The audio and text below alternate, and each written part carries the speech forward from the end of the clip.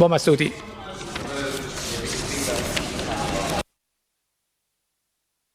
Chanakya and Rasamanikam, you can have a short clarification.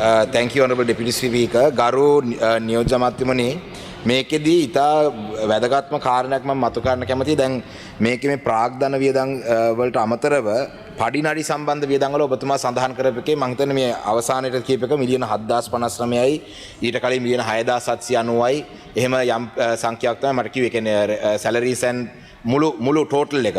දැන් මේක ඇතුලේ ගරු නියෝජ්‍ය කතානායකතුමනි මගේ ගැටලුව උනේ තමයි මේ පඩිනඩි පිළිබඳව මම මීට පෙර එදා ප්‍රශ්නය අහනකොටත් මම ඉදිරිපත් කරනවත් කිව්වා සමහර පුද්ගල නිලධාරීන් ඉන්නවා මිලියන 1.5ක් මිලියන 2ක් වගේ පඩි ගන්නවා කියලා අපිට දැනගන්න තියෙනවා.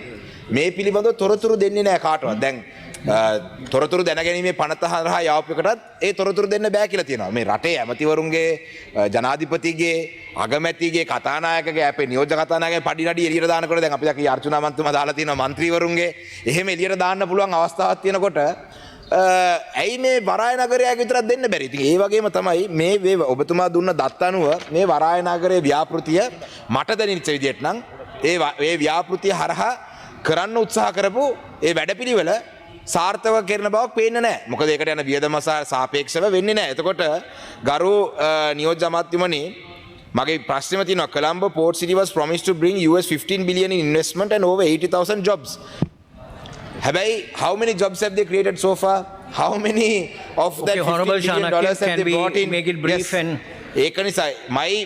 my suggestion to you is, Honorable Deputy Minister, normally if an ordinary business person gets a land on lease and doesn't fulfill the conditions that they gave when they gave a proposal, the government cancels the lease. So I urge you to cancel the lease of the port city given to the Chinese and take that land back to the government of Sri Lanka so we can use it. Honorable Deputy Minister. And Honorable Deputy Speaker, and the second thing is I would also like to urge you to, the Deputy Speaker, to summon the Port City Commission to COPF to investigate into this matter further. Because you see, yesterday also on the news I saw some Chinese man had come and stolen a mobile phone, has been arrested. All these scammers are allegedly Chinese. So we haven't gotten anything out of the port city, but all we've gotten is scammers and thieves. So that is what I'd like to urge the minister to do. Thank you. Deputy Minister, your response. Ministerial statement, Honorable Dr. Anil Jayanta, Minister of Labour and Deputy Minister of Finance and Planning, on behalf of Minister of Finance, Planning and Economic Development, reply to a question under Standing Order 27-2 raised by Honorable Chanakya and Rasamanikam on 10/7/2026. බොහොමත්ම ස්තුතියි ගරු නියෝජ්‍ය කතානායකතුමනි. ප්‍රශ්නාංක 1 ප්‍රධාන බදු ගිවිසුමේ යටතේ check port සිටි සමාගම වෙත බදු දී ඇති හෙක්ටයාර් 116.1ක භූමි ප්‍රමාණයෙන් හෙක්ටයාර් 12.999ක් සංවර්ධන කටයුතු සඳහා මේ දක්වා ආයෝජකයන් වෙත ලබා දී ඇත. මෙම ව්‍යාපෘති ප්‍රමාණයට වෙන් කරලා තියෙන ඉඩම් ප්‍රමාණයේ සමස්තයෙන් 11.2ක් වෙනවා. ඒ සමාගම් 7ක් තියෙනවා. නම් කියවන්න අවශ්‍යයිද? Ceylon Real Estate Holding Private Limited, Colombo Marina Development Private Limited, ICC Port City Private Limited, IFC Colombo Private Limited, Marina Hotel Holdings Private Limited, Homelands Resort City Private Limited, Prime Melva Port City Private Limited. මේවායින් හයක්ම අයිතිය ශ්‍රී ලාංකික එකක්, හතරවෙනි එක තුන්වෙනි IFC Colombo Private Limited කියන එක චීන හිමිකාරත්වයේ යටතේ තියෙන්නේ.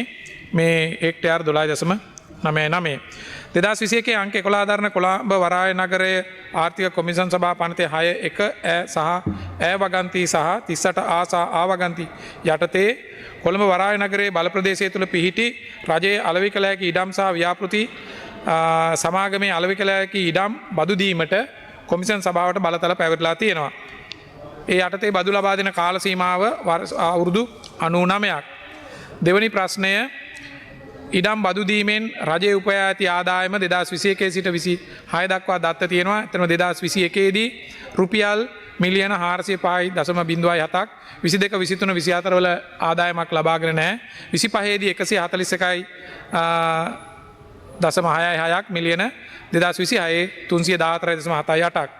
ඉඩම් බදු දීමෙන් චෙක් පෝර්ට් සිටි සමාගම ලබලා තියෙන ආදායම 2021 දී ශ්‍රී ලංකා රුපියල් මිලියන 40,102.4ක් 22 23 24 නැහැ 25දී 14,044.2.35ක් 26දී 31,163.1.6ක් තුන්වෙනි ප්‍රශ්නය කොළඹ වරාය නගරයේ ආර්ථික කොමිෂන් සභාව 21 26 කාල පරිච්ඡේදය තුළ ඍජු විදේශී ආයෝජන 21 22 තුළ ඇවිල්ලා නැහැ 23 දී ඩොලර් මිලියන 6යි 24 ඩොලර් මිලියන 73යි 25 දී ඩොලර් මිලියන 58යි 26 දී මේ වෙනකොට තිබිච්ච කාල පරිච්ඡේදය තුළ තාම අවසාන නැහැ මිලියන 70යි ආයන්න ශ්‍රී ලංකා ආයෝජන මණ්ඩලයේ වෙත ලැබුණු ඍජු විදේශී ආයෝජන 21 ඩොලර් මිලියන 780යි 22 1076යි 23 737යි 2024 614යි 2025 1063යි 2026 පළමු මාස 6 ඇතුළතදී 302යි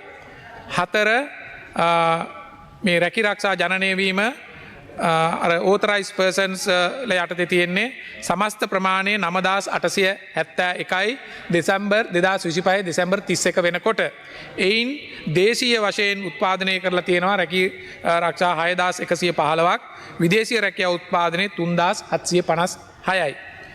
5 මූල්‍ය කාර්ය සාධනය පස් අවුරුදු සැලැස්ම යටතේ පුනරාවර්තන වියදම් එහි සේවක පඩිනඩි ඇතුළුව 21 මිලියන රුපියල් මිලියන 3,877යි 22 4,453යි 23 6,763යි 24 6,790යි 25 7,059යි 26 දී පළමු මාස 6ට 3,425යි පුනරාවර්තන ඊට පස්සේ ප්‍රාග්ධන වියදම් තියෙනවා සමස්ත මුළු වියදම ඔන්න ප්‍රාග්ධන වියදම කියන 533යි 21 22 දී 421යි 23 දී 847යි 1166යි 2024 2025 936යි 2026 පළමු කාර්තු පළමු මාසයට 388යි ස්වයන් උත්පාදින ආදායම් තියෙනවා ඒ ආතොලින් 2021 දී 5240යි 22 7375යි 23 10864යි 24 10329යි 25 11000යි භාණ්ඩාගාර අරමුදල් ලබා දීලා නැහැ ඍජු විදේශී ආයෝජන ලැබීම ඉහතින් මම සඳහන් කළා ඇමරිකානු ඩොලර් වලින් ඒ වගේම ඒ රුපියල් අගයත් මේ සඳහන් කරලා තියෙනවා පිළිතුරේ ලේඛනයේ තියෙනවා ආයන්න කොටස කොළඹ වරාය නගරයේ ආර්ථික කොමිෂන් සභාව ඒ විදිහටම තියෙනවා මුළු වියදම 2021ට මිලියන 48යි 22 267යි 23 166යි 24 152යි 2025 දී 248යි 2026 පළමු මාස 6ට 111යි.